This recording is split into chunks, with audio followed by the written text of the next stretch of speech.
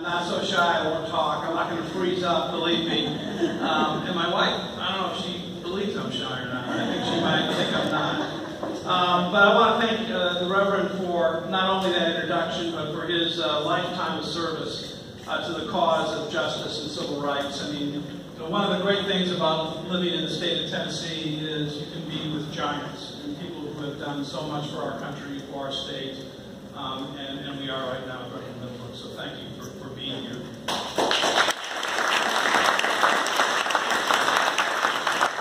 I also want to thank Representative Staples and Gwen McKenzie for putting together today's event, for hosting today's event. I want to thank Renee, the executive director here, for running such a great establishment and for your passion about what you do and for all the people who made this event possible. So I'm Karl and I am running for governor. And let me just tell you why I'm doing this. I mean, it really comes down to this. I'm running for governor because I'm absolutely convinced that the day that I went and gave an interview to the paper in Nashville saying I was going to run for governor, which is kind of the way you do your announcements now. The next day, I think the Tennessean had a story about the difference in party identification in Tennessee versus Republican versus Democrat. And it was substantial.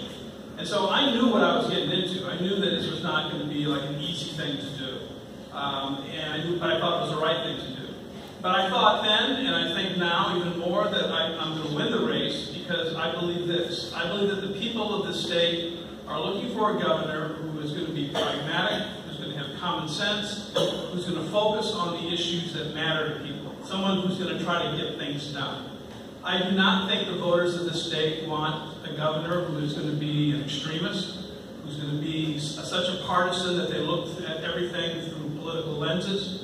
I think they want somebody who's going to focus on the issues that matter to people and try to move our state forward. I have served as a mayor, and I have noticed that the voters of Tennessee have liked former mayors, Phil Bredesen and Bill Haslam, most recently. And I think what I bring to it is that as a mayor, I ran in a nonpartisan race. You know, I had to get Democrats, Republicans, and independents to vote for me. And then when you do the job as mayor, you don't do it where you're looking for what's the party advantage, what's the party line on this. You do it on what's going to move the city forward, what's going to make it a better place for the people who live in the city, what's going to create a better future. And that's what I tried to do. There is a great line from Fiorello LaGuardia, who most people now think of as an airport, not a person. But he was the truly great mayor of New York during the 30s and the 40s. And he was a Republican, actually, started as a Republican. And he once said this, that there's no Democrat or Republican way of picking up the trash. People just want you to pick up the trash. People want to see the government work. And they want to see the government focus on things that matter. So for me, the things that matter are the following. I think the #1 issue for our state is public education. I have felt that way for a long time. I'm obviously a product of, I went to public schools until I went off to college and law school, and it played a huge role in my life. It was something my parents believed in strongly. But what really brought it home for me is that I spent about 15 to 16 years of my life as a public defender. Some of the most important, that's actually the longest job I have ever held, is being a public defender. And I felt every day that I was helping people. I felt every day I was making a difference. But I learned a lot. I learned a lot about poverty. I learned a lot about alcoholism. I learned a lot about drug addiction. And I learned about the importance of education.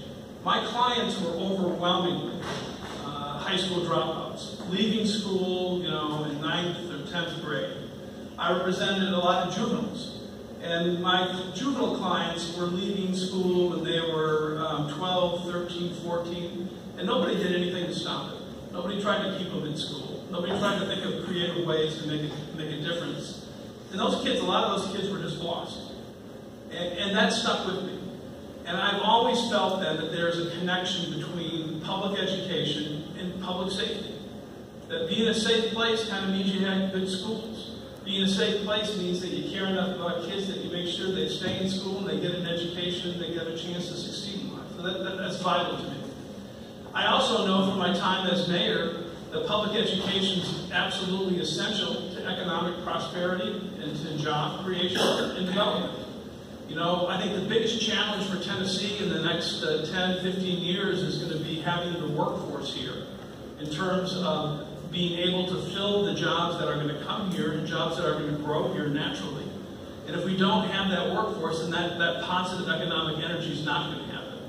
And so our schools have got to produce more college graduates.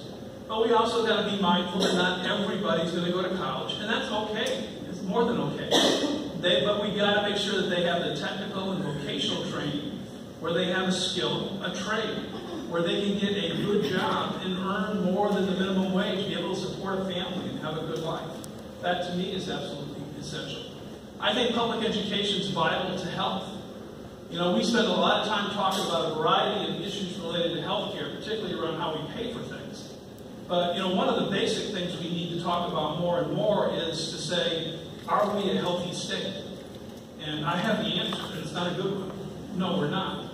You can look at sort of the 10 or 12 basic public health indicators, things like obesity, heart disease, diabetes, low birth weights, smoking, women's health. You look at all of those things, and we are in the bottom 10 of every one of them. Right? So if we're ever going to get our hands around the issue of health care and the costs, we have to live healthier. Schools and education play a tremendous role in that. But finally, it's just the right thing to do. I mean, you know, when it comes right down to it, what the people want, what the voters want, what you and I want, is we want our kids and our grandkids to have the best shot at life they can have. We want our kids to go to a great school, and we want our kids to succeed. We think our kids are the smartest kids in the world. It's like woebegone, it's everywhere. We all think that. Our kids are the brightest. And we want them to succeed, and that's what motivates people. And so having good schools is part of that. We need to make sure that we pay our teachers better. I can tell you that when I travel the state from Memphis, and literally to Mountain City, I have heard over and over again, starting in Memphis, where I hear that, you know, talking to math and science, the STEM programs, their biggest challenge is keeping the teachers they got and not losing them to the private sector for salary reasons. You go to a small town or rural area in Tennessee, you'll hear about how they finally get the great science teacher, they get the great math teacher they've been looking for.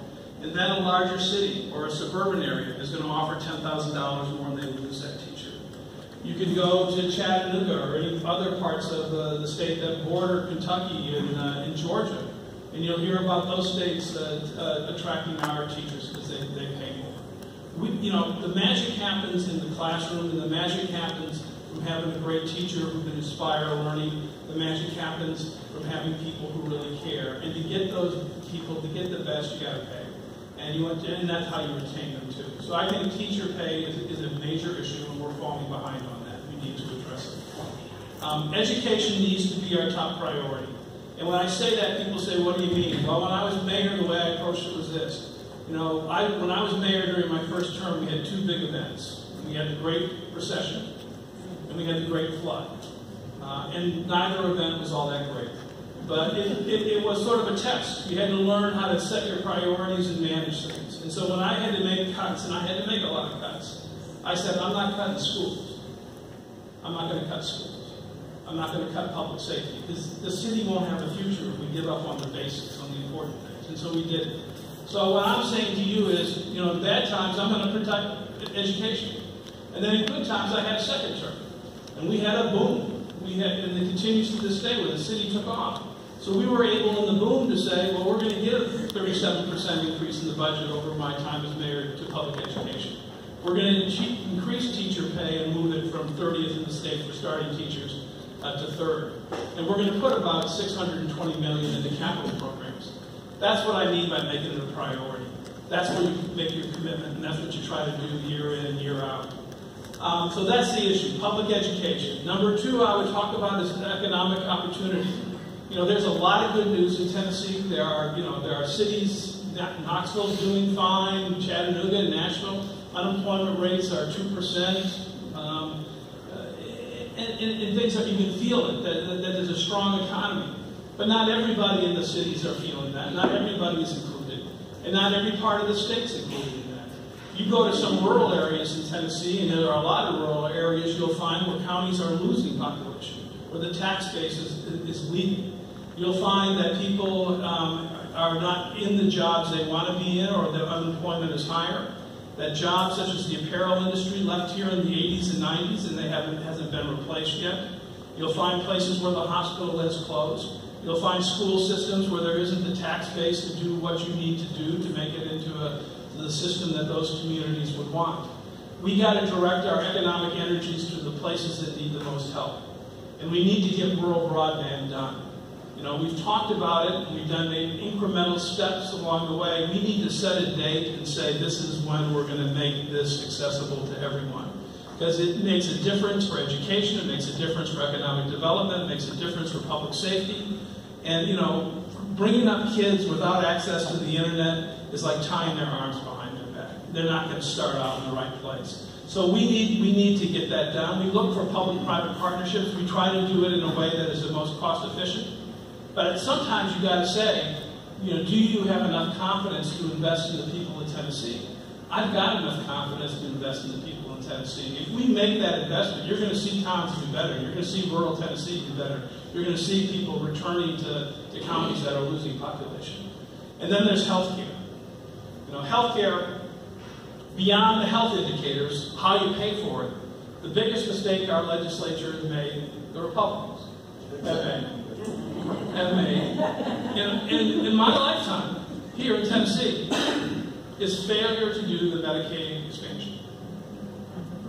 By failing to do the Medicaid expansion, we have lost between $4 and $5 billion in money that could have been used to give access to insurance to people with disability, people with low incomes, people with pre-existing conditions. We said no to that. And so literally we're losing millions of dollars each day in having those funds available. And so we end up with tens of thousands of people who don't have access to health care. So folks don't, you know, on a very human level, you don't go to the doctor and get a checkup. You don't go and find out if there's something, a condition we can head off, or get advice on how you can live healthier and avoid further medical conditions. You never do that because you can't afford it. And you go to the hospital when you're very sick, or you go to the emergency room, and then there's no one to pay for it. Or the person who goes bankrupt trying to pay for it. And so we end up with hospitals that don't get paid for their services, and hospitals begin to close. Or hospitals become financially unbalanced and are kind of teetering. We have had 11 hospitals in rural Tennessee and small town Tennessee close. And when you think of what that means to a community to have your hospital close, well, it means you lose one of your major employers. It means that you are in a position where it's very difficult to retain people and attract people to live in your community. And it makes it difficult to attract business. On a human level, if you're living in that place, all of a sudden when you have a heart attack or you have appendicitis or your daughter breaks her leg playing soccer, that becomes sort of a life and death situation. You're 35, 45 minutes away from the medical care that you need. And that's a problem, and we need to solve that problem. And I think the way we solve it is this. We've got to work together. This is why I talk about being pragmatic. You know, when the legislature made that decision not to do Medicaid expansion, you know, the governor, the Republican governor, Bill Haslam from here, negotiated a good deal for our state. He said, this is in the best interest of Tennessee.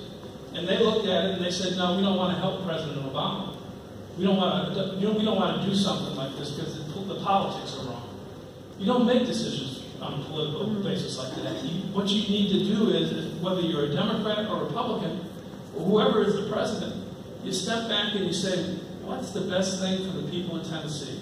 What's the best thing for families? What's the best thing for towns and rural communities? What's the best thing for cities? You know, they didn't know then because it was already happening, but people weren't talking about the opioid crisis as much.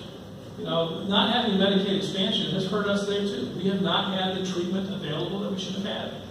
We have not had those facilities. So what I vow to you is this.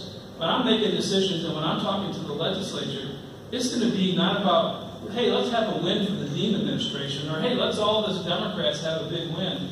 That's not the way you approach it. I think you approach it again by what is best for the people. How can we do this together? Because at the end of the day, people don't care. No one's keeping score on the D's and the R's. They're keeping score on their life quality. There's a great quote from a Vanderbilt basketball coach, and this shows my commitment to diversity that I'm quoting Vanderbilt coaches here in Knoxville. But Eddie Fogler, who coached basketball a long time ago at Vanderbilt, once said, "It's amazing how much you can get done if you don't worry about who gets the credit." And I think that's the way to approach that. It's not about who gets the credit. It's about what we can get done, how we can improve people's lives, and how we can move forward. Just two other things I want to mention very briefly. My wife is here, Ann Davis, who has done great work for the campaign and great work raising our kids and making sure I get fed and all everything else. And is a great lawyer. She started the office for the Tennessee office of the Southern Environmental Law Center. And very committed environmentalist. And one of the things that I think about a lot is this. I am pro-business. I make no apologies for it. I do think that for anything to work, you've got to have a strong private sector that is producing jobs, creating opportunities, allowing people to get ahead, allowing people to live the American dream, and creating revenue for government that pays for education, that pays for health care, that pays for parks, that pays for libraries, and all the things that we love. I think that is totally consistent with being a believer that we got to look out for our environment and look out for conservation. You know, when I get the privilege of going and driving all over the state and spending untold hours on I-40, it is a beautiful place. And one of our responsibilities is to protect the beauty of Tennessee.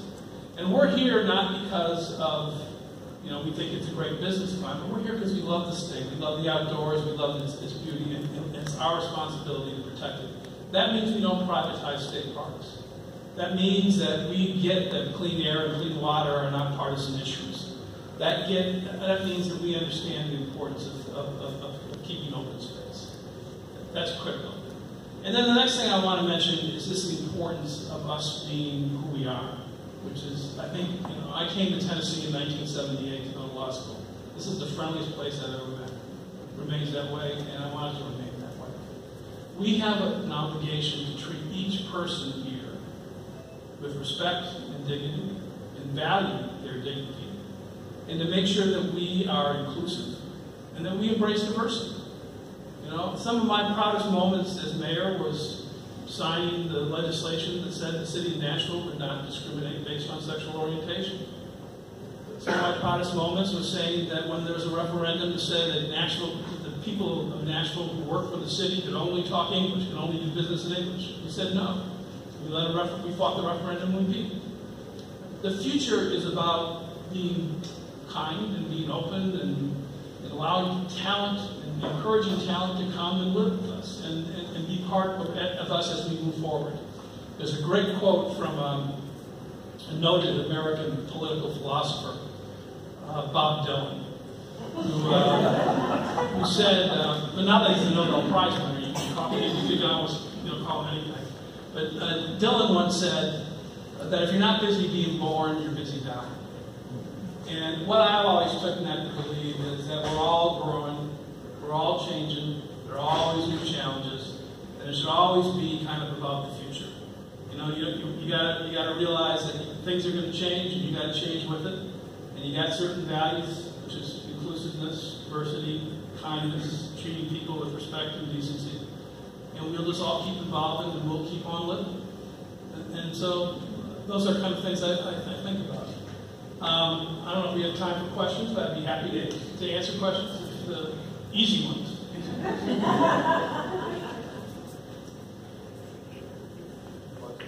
Are there any questions for Mayor Dean?